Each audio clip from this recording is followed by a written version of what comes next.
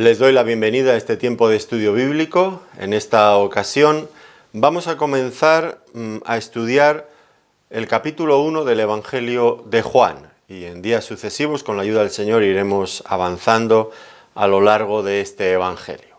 Por lo tanto, para no entretenernos más e ir directamente a lo que nos interesa, que es el estudio de la palabra, vamos a comenzar leyendo este pasaje, en principio en esta ocasión solamente los 5 primeros versículos del capítulo 1 de Juan, que dice así: En el principio era el Verbo, y el Verbo era con Dios, y el Verbo era Dios. Este era en el principio con Dios. Todas las cosas por Él fueron hechas, y sin Él nada de lo que ha sido hecho fue hecho. En Él estaba la vida, y la vida era la luz de los hombres. La luz en las tinieblas resplandece, y las tinieblas no prevalecieron contra ella. Bueno, sería interesante leer todo el capítulo, pero vamos a centrarnos en principio en estos versículos. Y lo primero que deberíamos decir cuando nos aproximamos al Evangelio de Juan, sobre todo cuando entramos en este primer capítulo que sirve como prólogo, como resumen de muchos de los temas que luego va a tratar y va a desarrollar con mucha amplitud, la primera cosa que deberíamos de hacer, por lo menos metafóricamente o simbólicamente, sería recordar aquellas palabras que el Señor le dijo a Moisés cuando se acercó a ver la zarza que ardía pero no se consumía. Y Dios le dijo: quita el calzado de tus pies, porque la tierra en la que estás pisando es santa. Eso lo pueden encontrar en Éxodo, capítulo 3, versículo 5. Y nosotros igual. Ahora vamos a entrar en un terreno profundamente sagrado, que nos habla nada más y nada menos que de la gloria de nuestro Señor Jesucristo a lo largo de toda la eternidad, antes incluso de que viniera a este mundo. Bueno, pues muy importante que solemnicemos nuestros corazones para pensar bien en todas las implicaciones de lo que ahora vamos a ver, que son cosas muy profundas. Intentaremos explicarlas de la forma más sencilla posible, pero son cosas en las que el corazón del creyente debe de profundizar en sus pensamientos, en su meditación de estos hechos. Como digo, nos encontramos ante un prólogo, donde ya les anticipo que veremos rápidamente, de forma muy escueta, bosquejada, un sinfín de ideas que luego, a lo largo de los próximos capítulos, Juan, el evangelista, va a desarrollar, va a ilustrar con cosas que el Señor Jesucristo dijo, que hizo. Todo va a ser muy coherente. Lo vamos a ir viendo con la ayuda del Señor en las próximas sesiones. Pero antes de nada, ya Juan nos quiere introducir al punto central, al tema central de su evangelio. ¿Y cuál es este tema? Pues no puede ser otro que el mismo Señor Jesucristo. Y Él inmediatamente quiere dirigir nuestras miradas al Señor Jesucristo. Pero no exactamente como otros evangelios, que no digo que otros evangelios no presenten al Señor Jesucristo como lo hace Juan.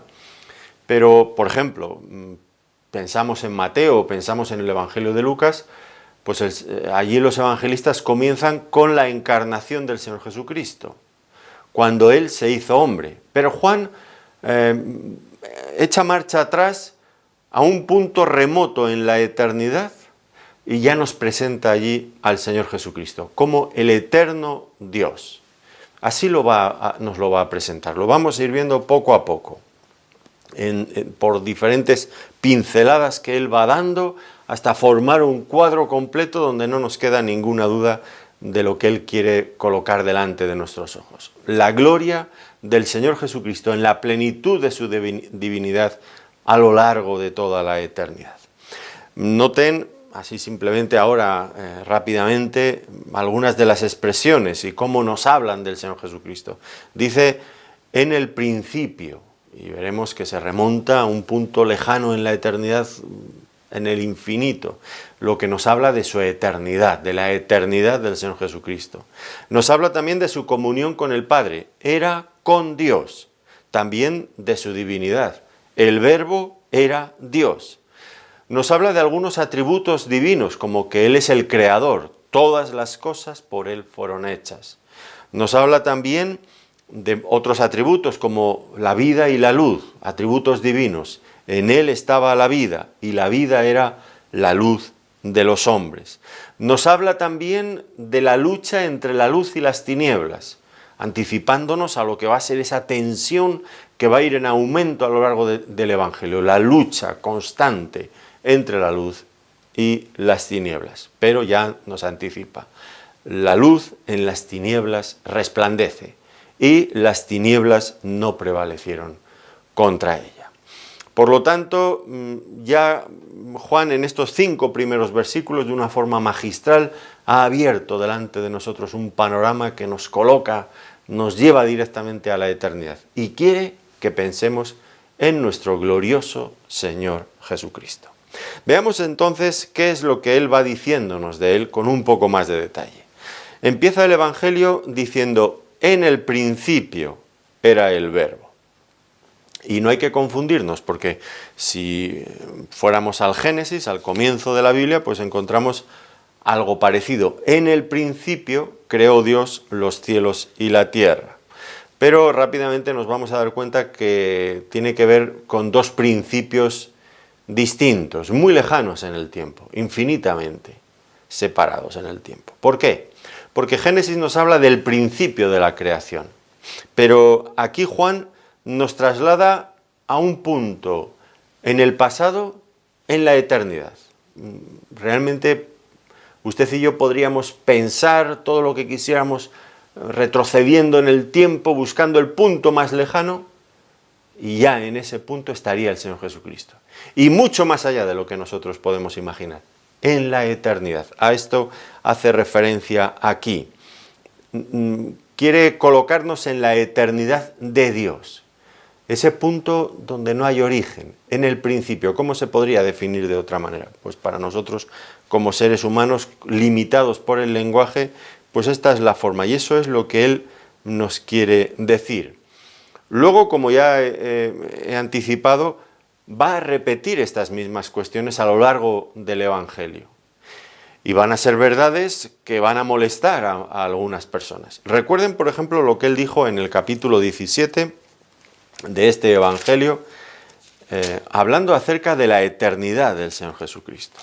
Él dice en el capítulo 17, versículo 5, «Ahora pues, Padre, glorifícame tú al lado tuyo con aquella gloria que tuve contigo antes que el mundo fuese». ¿Se dan cuenta?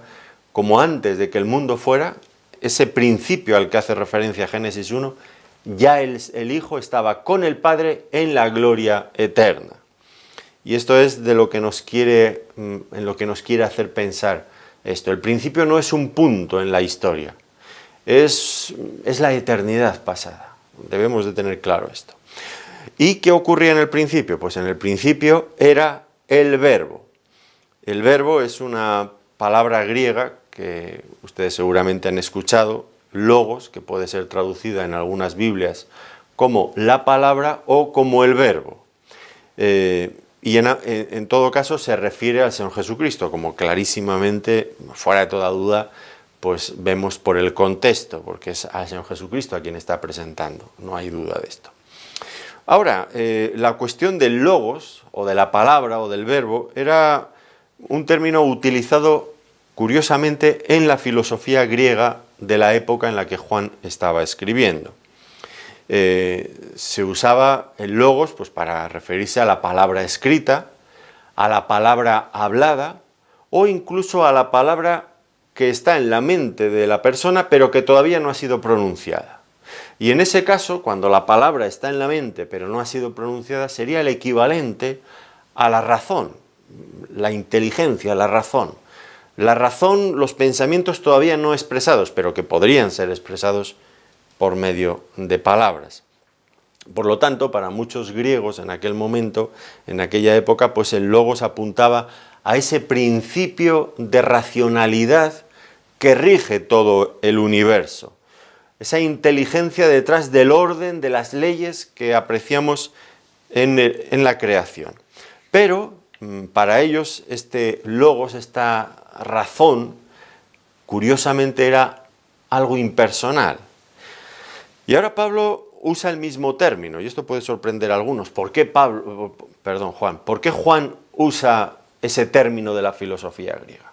Bueno, puede hacerlo con dos propósitos. El primero, pues tal vez captar la atención de algunos de sus oyentes, que serían, o de sus lectores, que eran griegos y que estaban familiarizados con esos términos. ¿Qué dice el cristianismo acerca de estos conceptos? Bueno, captar la atención. Pero yo creo que sobre todo la finalidad es corregir los conceptos equivocados de la filosofía griega. Y en este sentido tiene algo importante que decir Juan. Y la primera cosa es que quien ha creado es el universo, tal como lo conocemos, con toda esa inteligencia, ese diseño, ese orden, esas leyes que podemos estudiar a nuestro alrededor, pues no es una fuerza impersonal, es una persona divina, es el Señor Jesucristo, el mismo Hijo de Dios, el eterno Dios. Y esto es lo primero que les va a decir, es alguien personal, no es una fuerza impersonal. Esto se ha ido transmitiendo a lo largo de los siglos y sigue siendo un problema en el día de hoy muchas veces. Seguramente usted ha oído hablar de la madre naturaleza. Es que la madre naturaleza es inteligente. Oiga usted, la naturaleza no es inteligente. La naturaleza, la creación a nuestro alrededor, ha sido creada por un ser inteligente. Y efectivamente, está bien coordinada, tiene un diseño, atiende a unas leyes. Hay una coherencia entre toda la creación, funciona coordinadamente como una gran maquinaria de engranajes que una depende de la otra para funcionar. Está clarísimo, está clarísimo. Pero decir la madre naturaleza como si fuera un ser inteligente es absurdo. Hay que buscar un ser personal detrás de todo eso. Bueno, la intención de hablar de la madre naturaleza es quitar a Dios de en medio. Una fuerza impersonal que por alguna razón es inteligente, pero no es una persona. Oiga, eso es incomprensible. Si hay una inteligencia en todo lo que, en esa obra, si hay cierta razón, cierta lógica, lógicamente tiene que haber una persona detrás de todo eso, pero no quieren reconocerlo. Ahora, aquí se nos dice con toda claridad que el verbo es una persona, no es una fuerza impersonal, muy importante. Y además, es muy interesante que utilice este término, el verbo o la palabra, porque para nosotros es muy comprensible. Nosotros usamos la palabra ¿para qué? Bueno, para transmitir nuestros pensamientos. Yo puedo estar pensando ahora mismo algo, pero si guardo silencio, si no digo ninguna palabra, ustedes se quedan sin saber lo que estoy pensando, porque no pueden entrar en mi mente para sacar de allí mis pensamientos, no tienen forma de hacer eso. Tengo que pronunciarme por medio de palabras. Bueno, pues el Señor Jesucristo es la palabra. Y esto es muy importante porque en este Evangelio, uno de los temas principales es que Dios se ha revelado por medio de su Hijo Jesucristo. Por lo tanto, Él es la palabra. Aquellos pensamientos que estaban en la mente de Dios, que nosotros nunca podríamos llegar a conocer de ninguna manera, ahora nos son expresados por medio de la palabra, por medio de su Hijo. Esto es muy interesante, muy interesante. Y Él es el único, Cristo es el único que, puesto que es Dios, que es el eterno Dios, nos puede expresar de esa forma tan exacta, tan completa, tan profunda, cómo es Dios de verdad. Los pensamientos más íntimos de Dios fluyen a través de Él para que nosotros los podamos conocer. Como Él dijo en el Evangelio de Mateo, en el capítulo 11, versículo 27, nadie conoce al Padre sino el Hijo, y aquel a quien Él lo quiera revelar. ¿Revelar cómo? Pues por la comunicación de la palabra, de palabras. Y Cristo vino a hacer eso exactamente. Versículo 18 de este capítulo. A Dios nadie le vio jamás. El unigénito Hijo que está en el seno del Padre, Él le ha dado a conocer. Viniendo de la eternidad, de ese lugar de profunda intimidad con el Padre, en el seno del Padre. Y Él nos lo ha dado a conocer. Él es la palabra. Como diría el autor a los hebreos, interesantísimo también ese pasaje, muy importante en relación con este que estamos estudiando. Se podrían estudiar casi de forma paralela.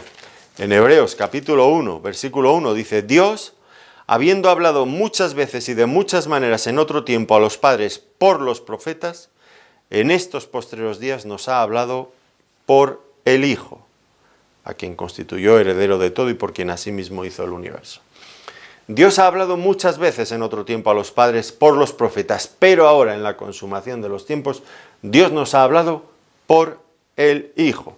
En realidad, los que entienden el griego, la lengua original, dicen que la forma de traducirlo no sería nos ha hablado por el Hijo, sino nos ha hablado en Hijo. Y eso, claro, eso no se traduce así en ningún sitio, porque es una forma muy extraña, ¿no?, de hablar. Nos ha hablado en Hijo. No es coherente. Ahora, piénsenlo por un momento lo que quiere decir, porque quiere decir algo importante. Nosotros podríamos decir, por ejemplo, para que lo entendiéramos, nos ha hablado en español, o nos ha hablado en inglés, pero nos ha hablado en Hijo, pues no lo entendemos. Pero es que ese es el lenguaje. Cristo mismo, su persona, es el lenguaje, es el mensaje al mismo tiempo, lo es todo. Lo es todo. No es simplemente que nos ha hablado por sus palabras, como lo hizo a través de los profetas, recibían un mensaje y lo comunicaban, sino que en este caso, en el caso del Señor Jesucristo, Él mismo es el lenguaje en el que todo está expresado. No solamente hay que escuchar lo que Él está diciendo, sino que hay que observar su vida entera, hay que quedarse con cada uno de sus gestos, de sus palabras, de sus reacciones. Cada cosa es una manifestación de lo que Dios es. Y ahí está la gran diferencia entre los profetas de la antigüedad y nuestro Señor Jesucristo. Ellos recibían un mensaje y lo transmitían, bien de manera hablada o bien escrita, pero en Cristo, Él mismo es el mensaje, su propia persona, Él es el mensaje y el lenguaje en el que Dios está hablando. No sé cómo explicarlo para que entiendan, que podamos llegar a comprender la profundidad, la exactitud con la que Cristo nos ha hablado de parte del Padre. Él ha encarnado el mensaje, para que no nos quede ninguna duda. Ha sido un mensaje vivo, un mensaje transmitido de todas las formas posibles para que el ser humano sea capaz de captarlo y entenderlo. Por lo tanto, muy apropiado que Juan se refiera al Señor Jesucristo como la palabra. Es verdad, usando un término filosófico de los griegos, pero conduciéndonos a otros campos, a otros terrenos, abriéndonos nuevos horizontes, expresando cosas realmente gloriosas, mucho más allá de lo que los griegos, por supuesto, pensaban. Y sigue diciendo cosas, dice, en el principio era el verbo. Y esto pues es la suma un poco de lo anterior, ¿no? En el principio, perdón, quiero decir la frase completa, la suma de lo que hemos estado viendo ya. En el principio era el verbo. Y esto es, unir estas dos cosas, el verbo en el principio, es importante verlo en conjunto. ¿Por qué? Porque dice, en el principio era el verbo, no dice llegó a ser el verbo. Que algunos pues piensan que el Señor Jesucristo fue un ser creado en algún momento de la eternidad pasada, llegó a ser, llegó a existir por creación de Dios, pero no dice eso. En el principio era, no llegó a ser, sino era. Muy diferente, y aquí el contraste está muy claro, cuando un poco más adelante, en el versículo 14 de este capítulo, y aquel verbo fue hecho carne. ¿Qué significa que fue hecho carne? Bueno, que asumió nuestra naturaleza, la naturaleza humana, sin pecado, perfecta, pero la naturaleza humana. Noten el contraste del lenguaje. Cuando el autor se refiere a Cristo en la eternidad, dice, en el principio era el verbo, existía el verbo. Pero cuando habla de su humanidad, dice, y el verbo fue hecho carne. Cristo fue el verbo eternamente, pero llegó a ser hombre en un punto de nuestra historia. Lo que fue eternamente, lo que llegó a ser en un momento del tiempo. Por eso, cuando el Señor Jesucristo más adelante en este Evangelio, en el capítulo 8, versículo 58, habla de estas verdades a los judíos rebeldes, pues ellos automáticamente quieren apedrearle. De cierto os digo, antes que Abraham fuese, yo soy. Pero hombre, si apenas no llegas a tener 50 años y ya eres mayor que nuestro patriarca, que nuestro padre Abraham. Pero bueno, ¿tú quién te haces a ti mismo? Bueno, porque ellos estaban viendo lo que llegó a ser un hombre. Pero ellos no estaban considerando lo que siempre había sido, el eterno Hijo de Dios, sin principio ni fin de días. Y nos dice que el verbo era con Dios, que nos da a entender que había igualdad con el Padre, era con Dios, igualdad, pero al mismo tiempo hay ciertas diferencias, hay dos personas distintas aquí. Y eso, el hecho de que haya dos personas, el Padre y el Hijo, pues permitía por toda la eternidad el amor mutuo, la comunión, la amistad, todas esas cosas que forman parte del ser de Dios. Esto es lo que nosotros conocemos por la Trinidad. Y por favor, ya lo sé, no hace falta que me lo recuerden, que este término no está en la Biblia. Yo ya lo sé. El término Trinidad no está en la Biblia, como otros muchísimos términos que a los teólogos les encantan. Ellos acuñan términos para cada cosa. La Biblia no es un libro de teología, ni está en la línea de los teólogos. La Biblia expresa verdades, los teólogos les ponen nombre. Bueno, vamos a quedarnos con lo que la Biblia dice. Lo que la Biblia dice es que el Padre y el Hijo son dos personas diferentes, que han existido durante toda la eternidad y han tenido comunión. Pero hay un solo Dios. Eso es a lo que llaman los teólogos la Trinidad. Bueno, pues a mí me parece bien, no tengo ninguna queja contra eso. Pero entendamos la idea. Dos personas diferentes, pero un solo Dios.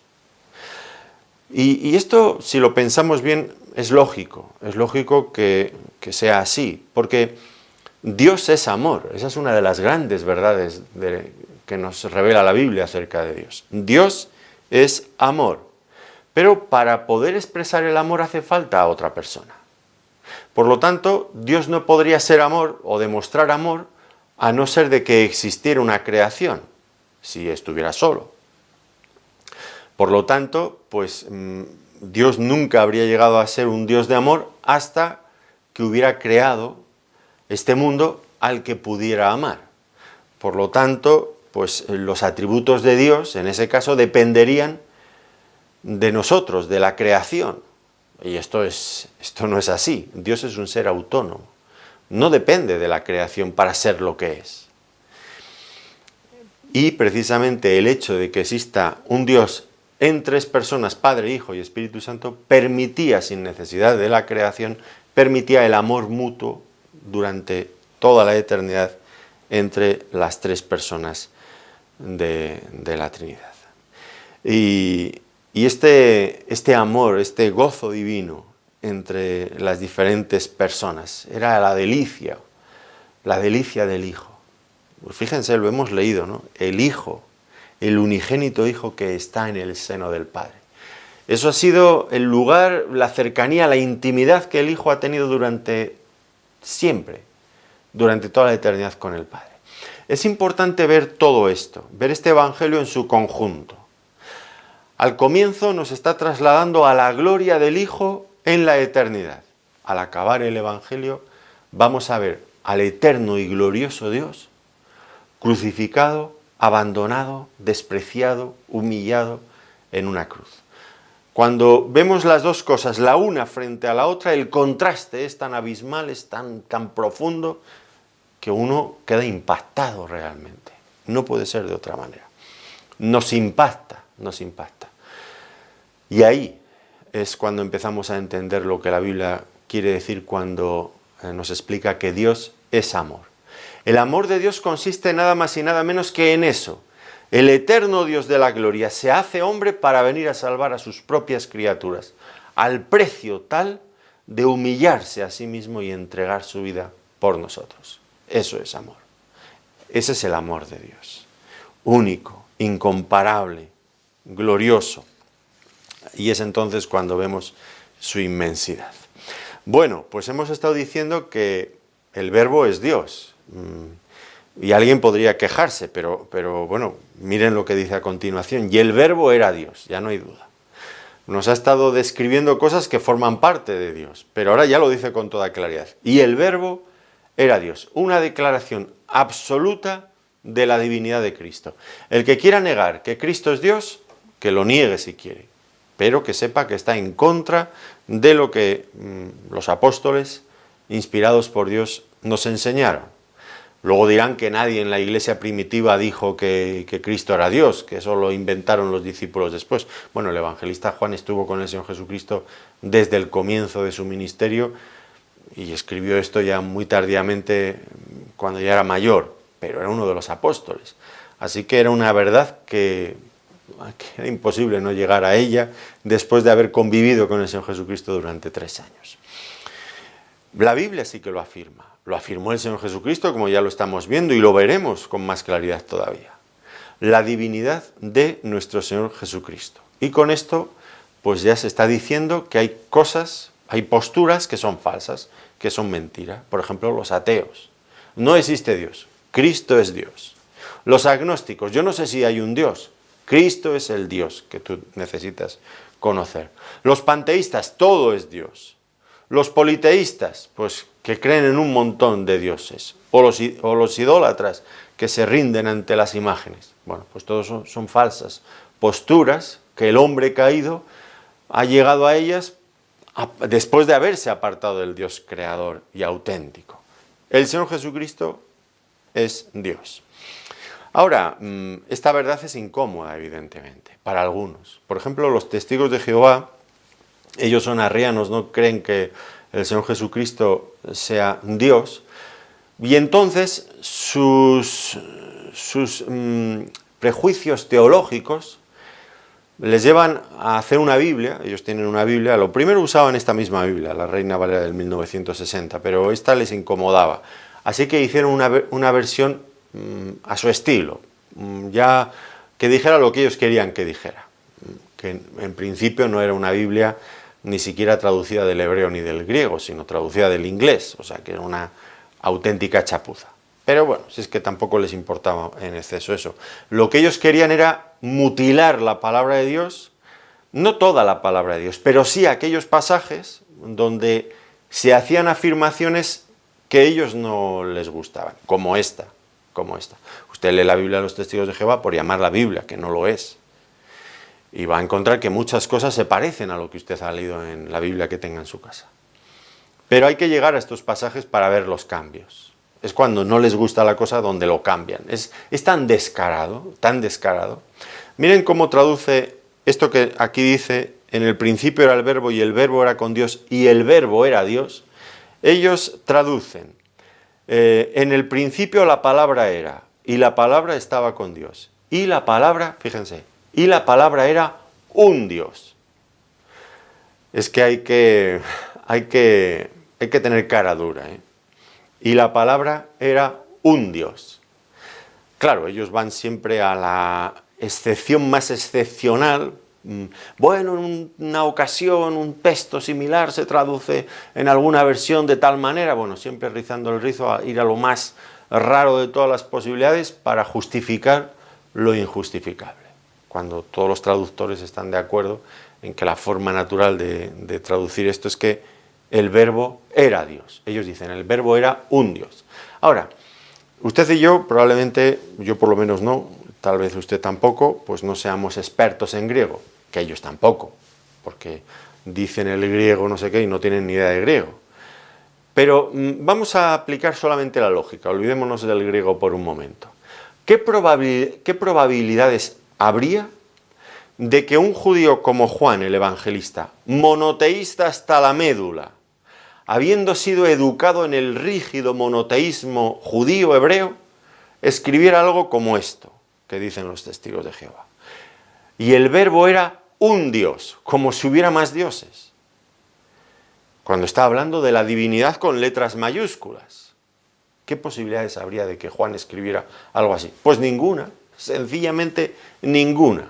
Es que ya es Por el texto, por la gramática griega uno llega a esta traducción, no la de ellos, sino la que tenemos en la mayoría de las Biblias que usted va a encontrar, las que tengan cierto prestigio, porque ellos van a mencionar escritos, siempre van a encontrar alguna cosa retorcida que ningún erudito aprueba, pero van a buscar siempre, ya digo, la excepción.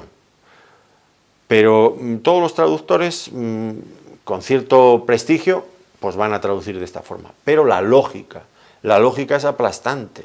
Es imposible que un judío monoteísta hablara de un Dios como si hubiera muchos dioses. No. Dios es en este sentido de lo que estamos hablando, del Dios creador, del Dios eterno, en fin, del Dios que está con el Padre. Hay que tener cuidado con estas cosas. Bueno, dice, este era en el principio con Dios. Es decir, el Padre nunca estuvo solo, siempre el Hijo estuvo con él. Y esto, pues, ya digo, nos lleva a este concepto de la preexistencia de Cristo. Cristo ya existía antes de que viniera a este mundo. Y ya nos lo ha presentado. ¿Dónde estaba? Estaba en el seno del Padre, con Dios. ¿Qué hacer con el Señor Jesucristo?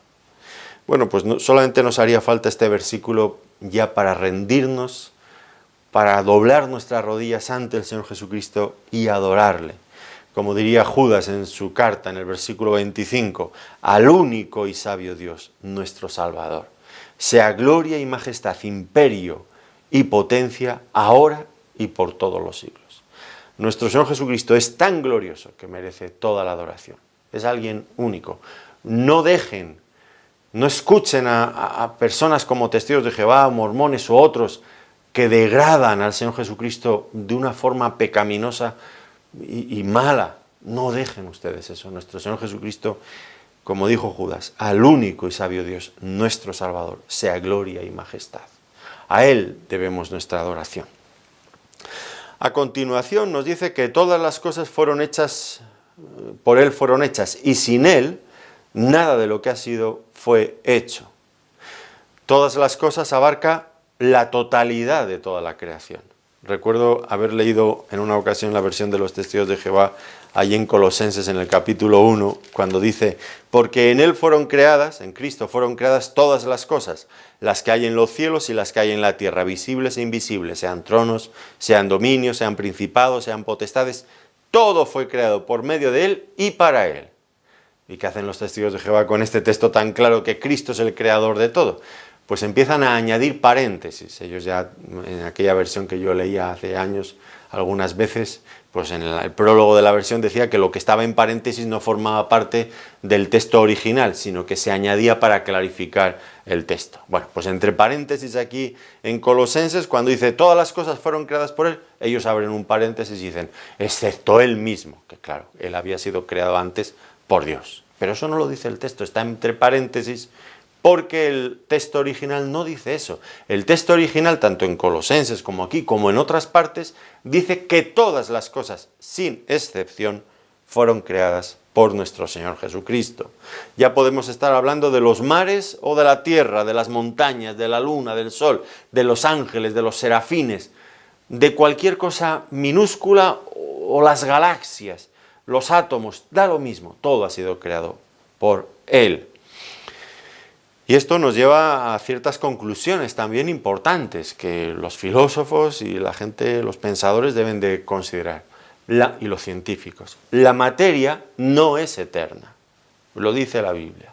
La materia no es eterna. Hubo un momento en que el Señor Jesucristo la creó y a partir de ese momento existe, pero antes no existía. No es eterna, por supuesto que no.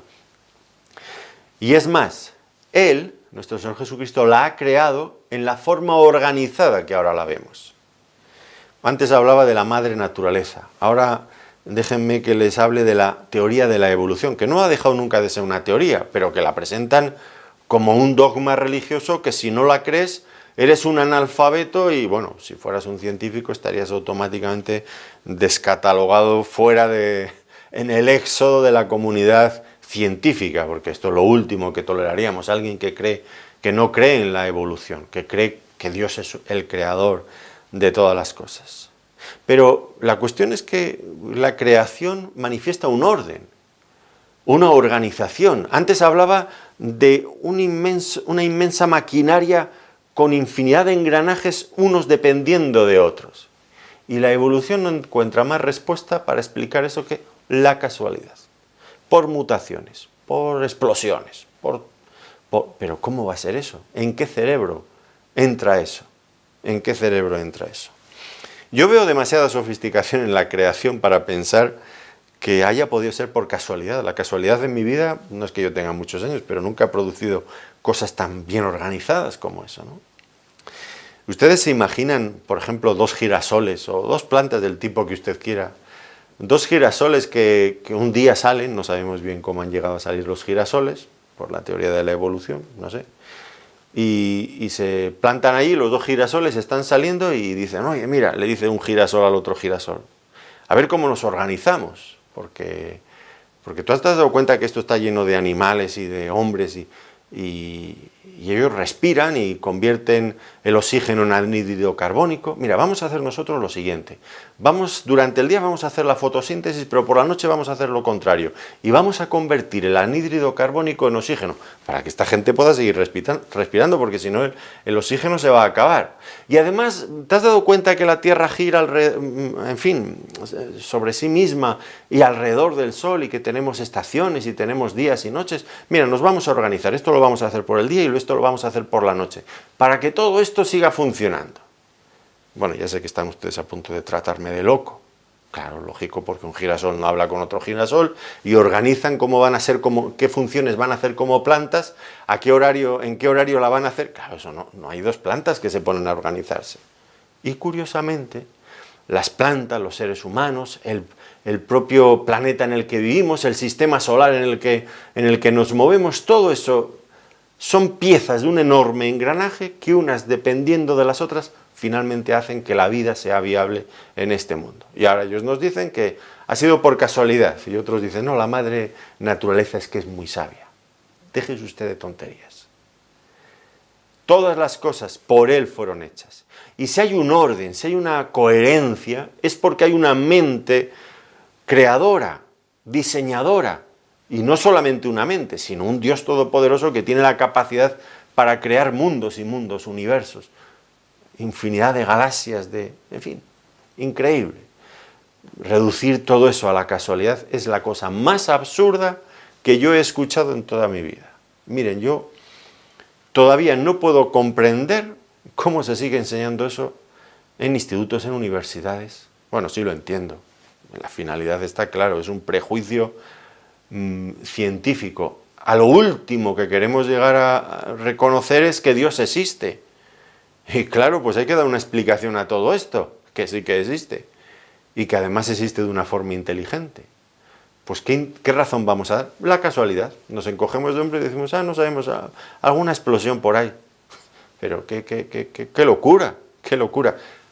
Todo por no reconocer los derechos de autor del Creador, de Dios, de nuestro Señor Jesucristo. Es triste, es triste. Bueno, pues todo llegó a ser por medio de Él, como el ejecutor de la voluntad de Dios. Pero aquí hay que subrayar un hecho, como el ejecutor de la voluntad del Padre. El Hijo creando a las órdenes del Padre. Pero un detalle, no es como el hacha que utiliza un leñador para cortar leña, porque el hacha es diferente del leñador, es un objeto aparte del leñador. Aquí estaríamos más bien pensando como el ojo que ve, el cuerpo que ve por medio del ojo. El ojo logra ver y el cuerpo puede orientarse por medio del ojo, que es un miembro del cuerpo. No es algo ajeno, sino hay una forma parte. El Hijo es Dios, juntamente con el Padre, no es alguien ajeno a la divinidad, quien ha creado todo esto.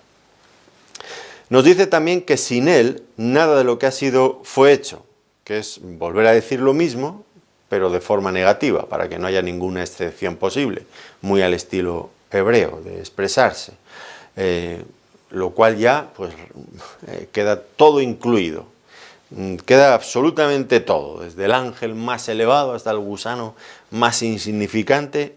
Cristo es su autor, su creador. Esto es muy importante por otra razón. ¿Cuál? Pues porque el autor y fundador del cristianismo, es decir, nuestro Señor Jesucristo, es también el creador del mundo, nuestro propio creador. Pues sin duda estamos uniendo cabos y al final esto es el lugar correcto donde debemos de estar. Dice también, en él estaba la vida. No sencillamente de que Cristo es un Dios vivo en contraste con los ídolos muertos, que este era un tema recurrente en el Antiguo Testamento, sino que Él es la fuente de toda vida. No es que está vivo, a diferencia de ellos, sino que Él es el origen de todo lo que tiene vida. La esencia de la vida está en Él. Y piensen ustedes en ese misterio, el misterio de la vida. A mí me fascina, porque la vida es una cosa increíble. Yo ahora mismo estoy vivo, pero de repente me puede dar un ataque de corazón y me muero. Y vienen luego los médicos, pues ha tenido un ataque de corazón, bueno, imaginémonos que se me ha roto una vena o lo que sea. Bueno, yo no entiendo mucho de medicina, bueno, ya ven que no entiendo nada. Me hacen la pequeña reparación o gran reparación que me haga falta, ya está todo completo. Ya puede volver a funcionar. Bueno, pues yo antes, que un tiempo, muchos años atrás, me dedicaba a los negocios y trabajaba en el ámbito de la informática. Y yo montaba ordenadores. Bueno, pues si un ordenador fallaba porque una pieza estaba rota, yo la sacaba, la sustituía por otra, y ya está bien. Este ordenador ya puede funcionar, esta computadora. ¿Qué hacía? Pues lo enchufaba a la corriente eléctrica y ya volvía a funcionar perfectamente. Bueno, pues si el ser humano ha fallado porque de repente se le ha roto algo, bueno, se lo cambiamos. Sí, pero es que se ha muerto. Bueno, pues luego lo enchufamos. ¿Y dónde lo enchufas? Yo sé que estoy diciendo cosas que parecen muy absurdas. Pues habría que enchufarlo a la fuente de la vida, porque la vida es un misterio. La vida no es que tengamos un cuerpo y que por eso ya estamos vivos, es que la vida es algo intangible que nos es dado y que cuando se nos quita ya no está y no hay forma de volver a tenerla. No es nuestra, depende de alguien. Ese es el creador.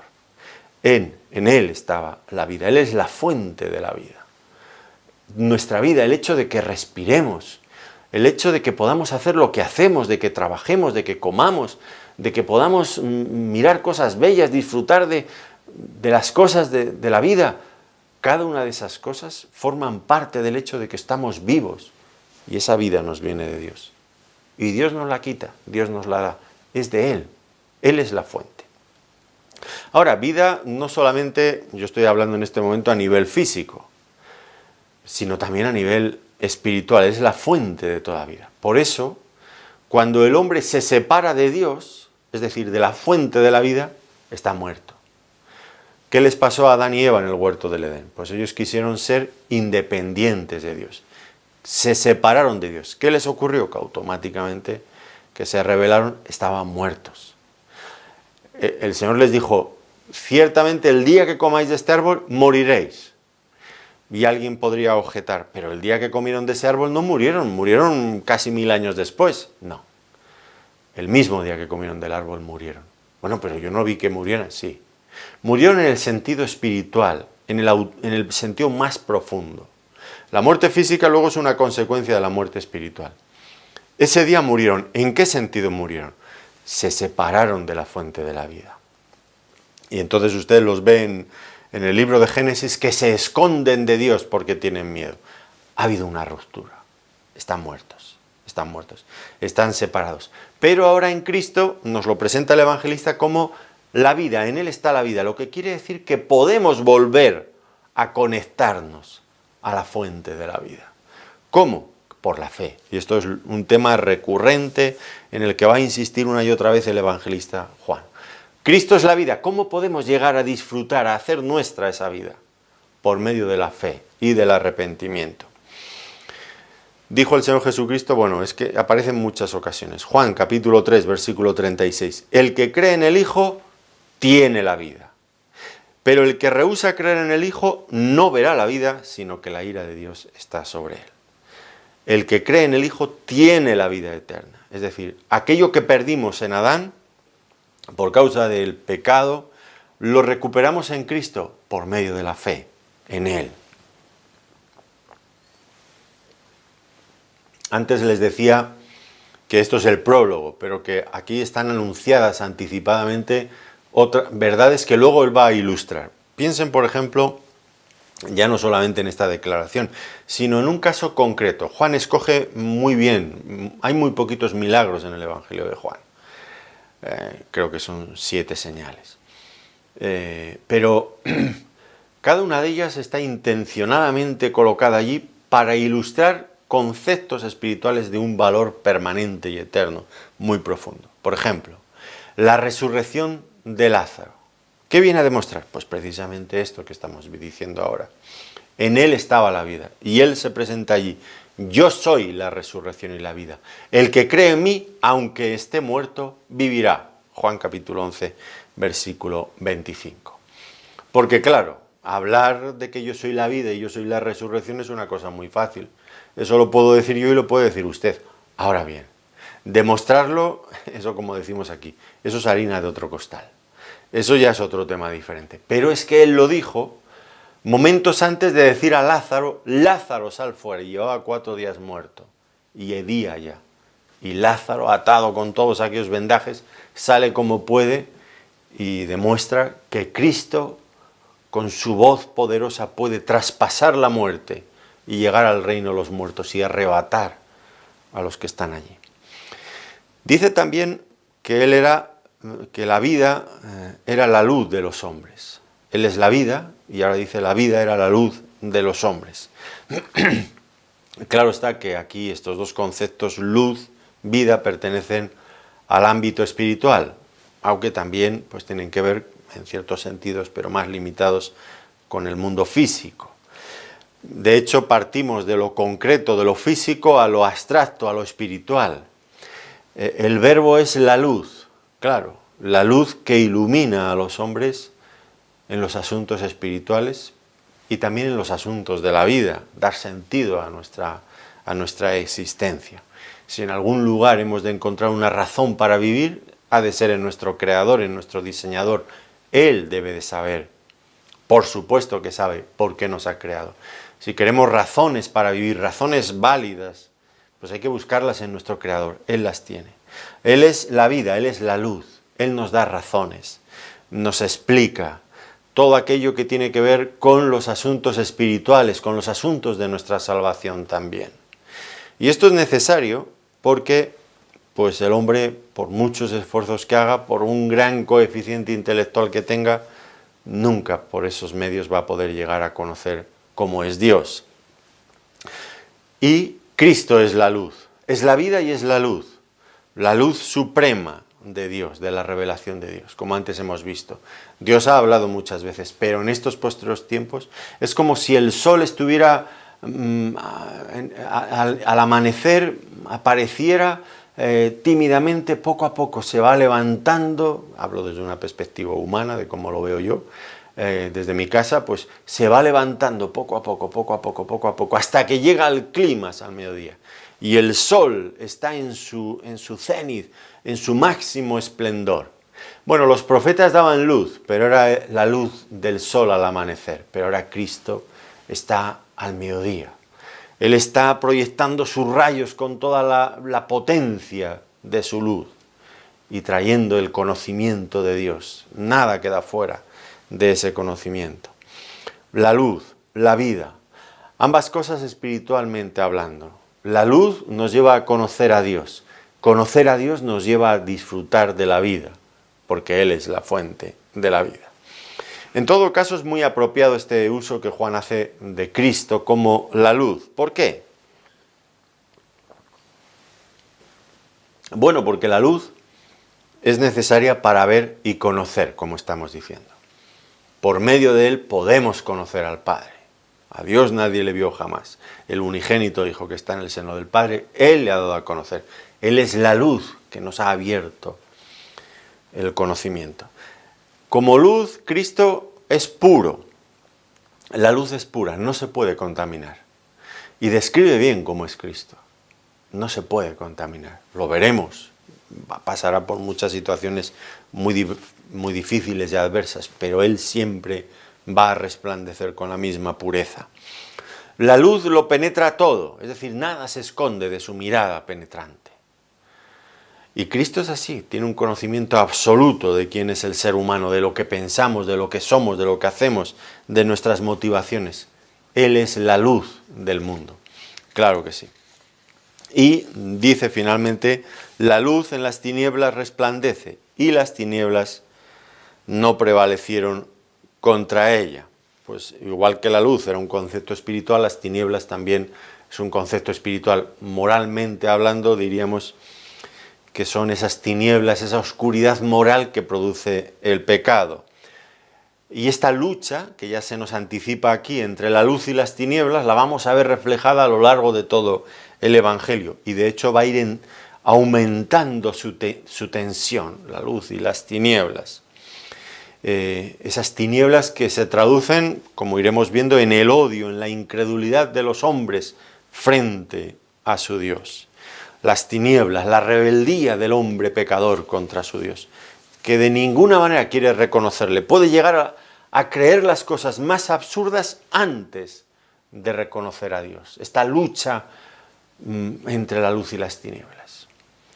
Pero aunque hay esta resistencia activa a aceptar la luz, y de hecho hay una lucha, como estoy diciendo, ¿no? Ahora, ¿por qué el hombre puede estar en tinieblas? Porque se nos presenta al ser humano en tinieblas, Cristo como la luz viniendo a proyectarla para que tengan vida, para que tengan luz. ¿Cómo un hombre puede llegar a estar en tinieblas? Bueno, el evangelista nos va a mostrar que hay dos formas, dos posibles razones por las que un hombre pueda estar en tinieblas. La primera es por falta de luz. Donde no hay luz hay tinieblas, hay oscuridad, no vemos. La segunda razón puede ser porque nosotros seamos ciegos, no tenemos la capacidad de ver. ¿Y por qué los judíos rechazaron a Cristo? Bueno, pues desde luego no era por falta de luz, porque como él mismo dijo, yo soy la luz del mundo. El que me sigue no andará en tinieblas, por supuesto. Cristo, la luz del mundo, estaba en medio de ellos, era imposible que no vieran. Esa no era la razón por la que estaban en oscuridad. ¿Cuál era entonces? Porque ellos no tenían capacidad para ver, eran ciegos. Pero ¿y cómo habían llegado a estar ciegos? Bueno, habían llegado a estar ciegos porque cuando Dios empezó a manifestarse a ellos, ellos cerraron los ojos porque no querían ver y poco a poco se fueron endureciendo hasta que finalmente eran incapaces ya de ver. La luz se había apagado en ellos definitivamente. Y esto es la historia de la humanidad, esta lucha entre la luz y las tinieblas. No solamente la vamos a ver en los evangelios, la va a ver usted, la voy a ver yo en mi vida diaria. Esta lucha incesante entre la luz, entre el conocimiento de Dios y la oscuridad de las tinieblas en la que quiere sumir al mundo Satanás, el príncipe de las tinieblas. Pero ya aquí se anticipa al comienzo de todo, ¿quién tiene la última palabra? Y nos lo ha dicho, la luz en las tinieblas resplandece. En el mismo instante en que usted coloca una lámpara en una habitación oscura, se proyecta la luz, las tinieblas desaparecen. Son totalmente incompatibles y siempre la luz vence las tinieblas. Es imposible traer oscuridad, tanta oscuridad que se apague una luz. No es posible. Donde haya luz, desaparecen las tinieblas. Y esto es lo que ya nos anticipa. En esta lucha, ¿quién va a vencer? Va a vencer Cristo, la luz del mundo. Y esto, pues una vez más, está en el prólogo, resumido, anticipado, pero lo veremos luego en el Evangelio, con muchísimo mayor desarrollo. Tendremos que esperar hasta el capítulo 9, pero es increíble. Hay un personaje, un ciego de nacimiento, un hombre muy mayor ya, pero que demuestra, ciego de nacimiento nunca había visto, pero que demuestra, ha creído en Cristo. Y Cristo le ha dado la luz, es decir, no solamente llegó a conocer a Cristo como Dios y le adoró, lo vemos al final del capítulo 9, sino que Cristo le sanó físicamente también. Ya digo, los milagros son señales, lo iremos viendo, señales además en Juan son presentadas así, y la señal pues indica algo. Uno no se puede quedar parado en la señal porque nunca llega al destino. La señal apunta en una dirección. La señal es un milagro que nos permite, que despierta nuestra atención llama nuestra atención para algo, apuntándonos en cierta dirección. ¿Y cuál es la dirección? Bueno, Cristo sana de una forma milagrosa, extraordinaria, aquel ciego, para ilustrar esta verdad. Cristo es la luz del mundo. Conocer a Cristo es dejar de estar en tinieblas para estar en la luz, con todos los cambios que eso implica en la vida de un hombre, de una persona. Bueno, pues esto lo veremos también cuando lleguemos al capítulo 9, pero de antemano ya se nos ha explicado esa tensión que va a ir en aumento. Y ya veremos ahí en el capítulo 9 cómo los judíos, pues como no querían creer en Cristo, llegaron una vez más al absurdo. Tú naciste de todo en pecado y nos enseñas a nosotros, le dicen con desprecio a aquel hombre. Todo por no reconocer a Cristo. Es que este milagro ha sido hecho en día de reposo. Por lo tanto, este hombre no puede venir de Dios. El absurdo más absurdo para no dar la gloria a Cristo. Bueno, esto es la lucha. La iremos viendo en aumento. Bueno, llegamos ya al final de nuestro estudio en esta ocasión. Y nos quedamos con esta panorámica que nos ha presentado Juan, el evangelista. Nos ha introducido en la eternidad pasada. Nos ha permitido ver cosas que desconocíamos, del Padre y del Hijo, de esta relación armoniosa, de lo que el Hijo era. Y es importante que asumamos esto en nuestra mente y en nuestro corazón, porque algunas veces podemos estar muy familiarizados con Cristo como hombre, humillado, maltratado, insultado, menospreciado, no valorado, pero hay que complementar esa verdad con la otra, Cristo en la eternidad. Padre, glorifícame con aquella gloria que tuve al lado tuyo antes de que el mundo fuera. Tenemos que ver a Cristo en estas dos dimensiones, en estas dos perspectivas. Y entonces el Evangelio cobra un sentido nuevo. El amor de Dios es nuevo también. La grandeza de la salvación conseguida para nosotros por Él y el precio pagado es totalmente nuevo. Conocer a Cristo tal como Él era en la eternidad da un valor único a la salvación que Él ha logrado. Bueno, pues tenemos que dejarlo aquí, pero hay que meditar más en todo esto. Cristo es demasiado glorioso para que nuestros pensamientos vayan rápidamente a otra cosa. Tendremos que seguir profundizando en todo ello. Juan nos va a ayudar mucho en toda esta tarea. Bueno, les invito a que nos acompañen, si el Señor lo permite, en las próximas sesiones y seguiremos profundizando con su ayuda en todos estos temas realmente maravillosos que nos presentan la gloria de Cristo. Hasta entonces, que el Señor les bendiga muy ricamente. Gracias por habernos acompañado en este tiempo de estudio bíblico. Muchas gracias.